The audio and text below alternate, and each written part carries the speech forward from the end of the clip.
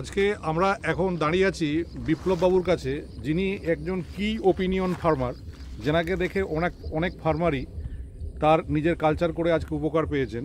ইনি আগে অনেক বড় বড় কোম্পানির সাথে কাজ করেছেন, আমাদেরকে আগের বছর সুযোগ দিয়েছিলেন এবং সেখান থেকে উনি আরও বিশেষ কিছু উপকৃত হয়েছেন, সেই নিয়ে উনি আমাদেরকে এখন কিছু বলবেন। আমি দীর্ঘ 5 থেকে 7 বছর ধরে এই পয়েন্টটা চাষ করছি, আমার 13 একর এরিয়া।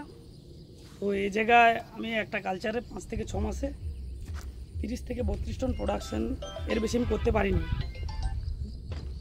গত মৌসুমে আমাদের এই টেকনিশিয়ান তীর্থ ওর সাক্ষাৎকারে অ্যাকোয়াটেকের ওষুধ বা প্রোডাক্ট ব্যবহার করি, তাতে আমার প্রোডাকশান অনেকটা বেড়েছে।